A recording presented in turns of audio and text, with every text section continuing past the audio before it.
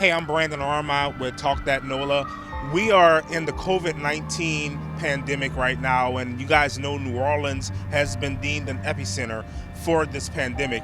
One of the things that's going on that most people don't realize is the ACLU of Louisiana is on a mission. They are on the front line as well to work to get prisoners out of jail if they don't belong in jail during this time.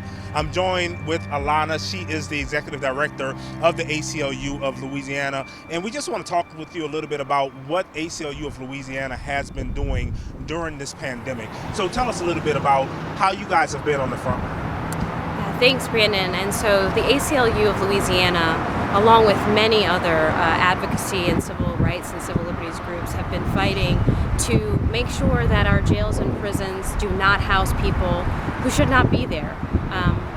Many folks in your audience know that Louisiana leads the nation in incarceration, and our pretrial incarcerated population is 3 times that of the national average.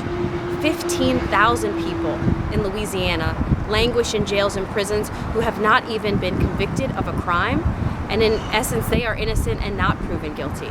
And so we just have been reaching out to our elected leaders, to the mayor, to law enforcement to stop making arrests, to the mayor to instruct the police department to stop making arrests for those offenses that are not a threat to our safety and to our community, and ensuring that we can try to get the bonds of those folks who are serving time right now, to get those things reduced so that people can come back out into the community and not be exposed to squalid conditions, which we know are inherent in jails and prisons in Louisiana, and also so that they can protect themselves and do the kind of distancing that all of us know is so important to stopping the spread of this pandemic. Why the work that you're doing? Why is this important? Why is it important for these prisoners to be released during this time? It's important because what I think a lot of people forget when people go behind bars is that they are still people. They still have human dignity. They are mothers. They are fathers. They're our brothers and sisters. They're asylum seekers. They're refugees. They're people who deserve to be treated with dignity.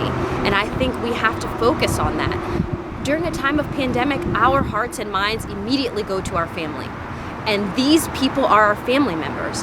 And there is much to say about the fact that reducing incarceration can be done safely. And we are suggesting that the fact that too many people are already behind bars who otherwise would be home with their families if they could just be a little richer, if they could just afford to pay bail, we are suggesting that this crisis, if it wasn't time before, this crisis is the time to act now. While we're out here doing this interview, there are prisoners who, they see us from their cells and they're screaming out, "Let us out, help us, help us." What are your thoughts right now? I am so overwhelmed. You can hear it in the background. They are saying, "Help us." They are saying, "Please hear us, help us." We don't know what they are experiencing right now. We can only imagine, and we can know based upon the many cases that have been brought that we know that the conditions are not habitable inside these places. They are not conducive to hygiene.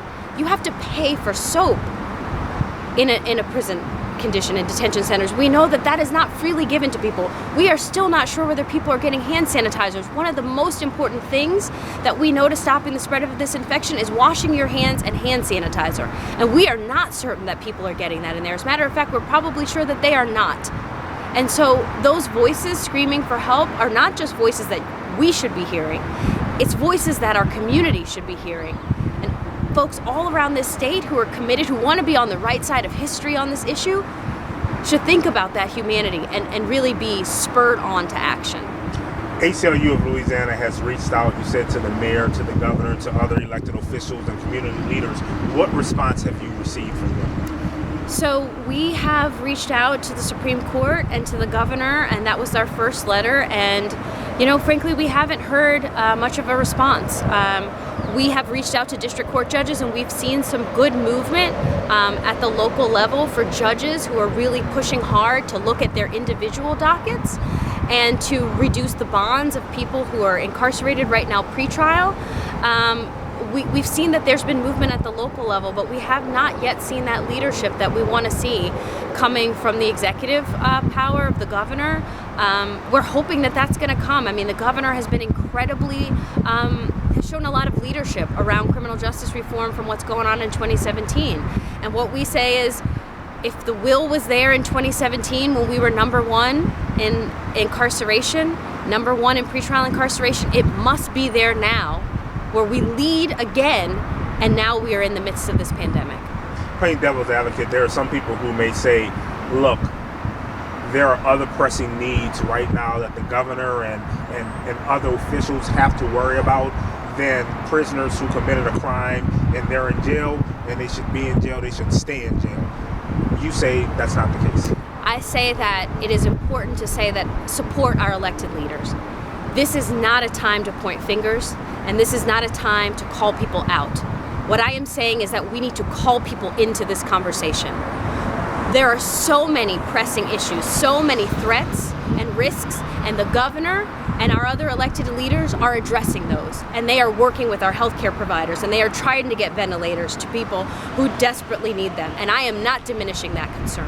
What I am saying is that if we allow thousands of people to languish in squalid conditions, many of whom have not been convicted of a crime, and that's something that we need to recognize, that could also be a heinous situation of epic proportion that would leave a stain on this state and on our elected leaders. We do not want to see another Superdome situation like Katrina. We do not want to see hundreds or thousands of people's bodies being put into refrigerated trucks the way they're having to do in New York City because they can't withstand the volume of people that are experiencing complications with this disease. This could be that.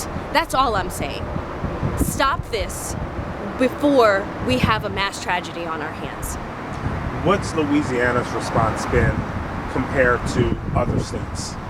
We've seen a lot of leadership from the Chief Justices, Chief Justice of the Supreme Court, working together with other criminal justice stakeholders, the Attorney General, public defenders, district attorneys, to come up with a plan to safely release people, almost 1,000 people, from their jails in New Jersey.